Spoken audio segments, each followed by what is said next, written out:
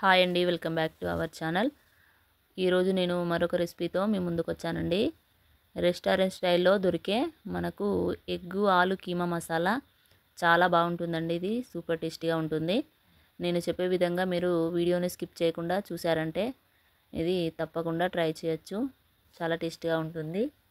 ఈ కీమా మసాలా కర్రీ అన్నంలోకి కానీ, చపాతీలోకి కానీ, అలాగే పరోటాలోకి కానీ దేనిలోకైనా చాలా బాగుంటుందండి.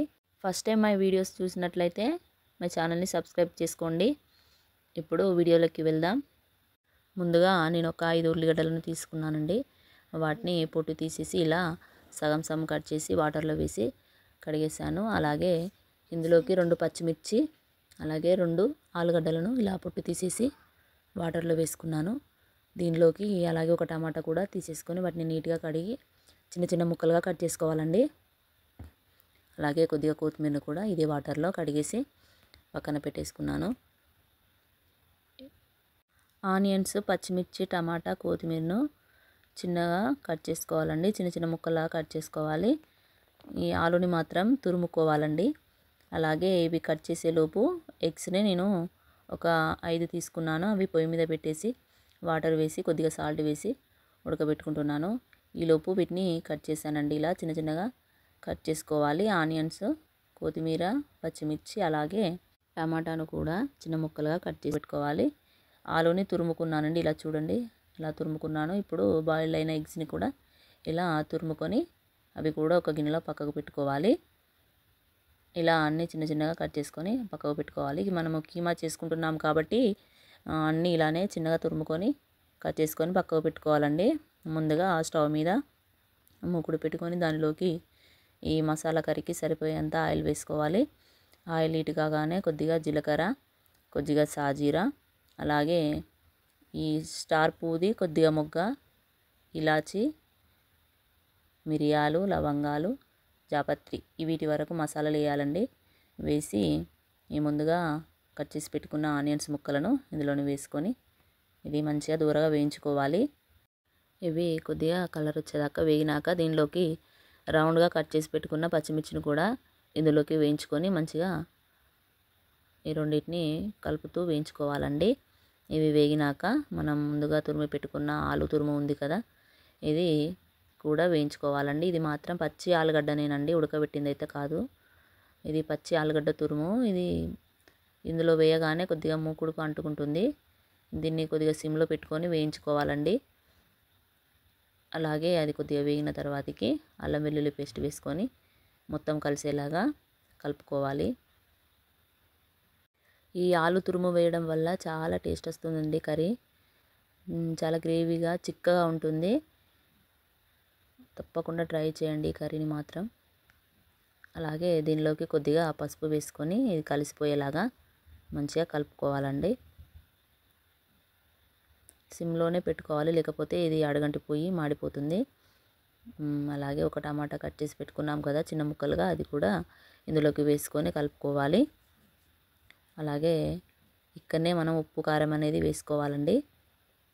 తర్వాతకి వేస్తే అది కలిసినట్టు అనిపించదు. వీటికి ఉప్పు కారాలు పట్టవు.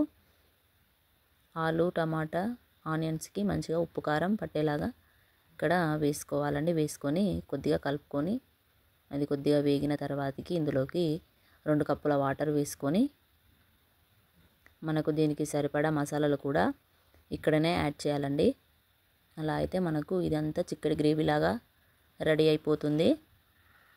ఇలా వాటర్ కలిపేసినాక ఇందులోకి ముందుగా ధనియా పౌడర్ వేసుకోవాలి. అలాగే కొద్దిగా గరం మసాలా వేసుకోవాలండి. అంతే సరిపోతుంది. మనం పోపులో వేసుకున్నాం కదా మసాలాలు, అవి ఇప్పుడు వేసిన ఈ గరం మసాలా ధనియా పౌడర్ ఈ 2 సరిపోతుంది. యమ్మీగా చాలా బాగుంటుంది ఇది. ఇలా ఇది ఒక పొంగు వచ్చేదాకా కొద్దిగా మరగనిచ్చి తర్వాతకి మనం దీనిలోకి ఎగ్ను వేసుకుంటే మనకు కర్రీ దగ్గర అయిపోతున్నట్టే. ఇలా చూడండి, ఇలా కావాలి. కొద్దిగా చిక్కబడేదాకా చూసినాక ఇందులోకి మనం ముందుగా తురిమి పెట్టుకున్నాను కదా ఎగ్, అది ఆ మిశ్రమాన్ని ఇందులోకి వేసుకోవాలి. ఈ ఎగ్ మిశ్రమాన్ని వేసినాక ఎక్కువ వరకు అయితే కలపకూడదండి. ఎందుకంటే ఇది లోపలి నీలమును ఎగ్గు మొత్తం తురుముకున్నాం కాబట్టి అది బాగా నీచు వాసన అనేది వస్తుంది. ఇది మామూలుగా లైట్గా ఇట్లా కలుపుకోవాలండి. కలుపుకొని ఒక 2-3 మినిట్స్ పాటు దీన్ని సిమ్లో పెట్టాలి. ఇంత ముందు దాకా మీడియంలో ఉంది, ఇప్పుడు సిమ్లో పెట్టేసుకొని దీని మీద కొద్దిగా కొత్తిమీర వేసుకొని ఒక 2-3 మినిట్స్ పాటు దీన్ని ఇలా వదిలేస్తే మనకు ఈ ఎగ్ ఆలు మసాలా కీమా మసాలా అనేది రెడీ అయిపోతుంది. మీరు కూడా తప్పకుండా ట్రై చేయండి, సూపర్గా ఉంటుందండి. ఇది చపాతీలోకి అయితే ఇంకా పర్ఫెక్ట్గా సెట్ అయిపోతుంది.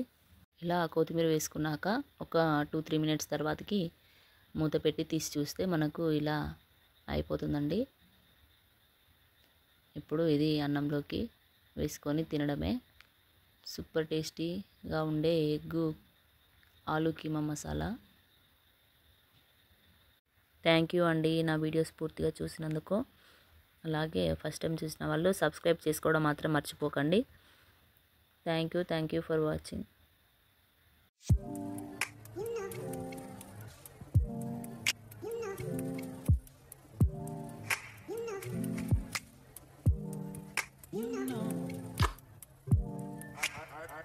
I begin to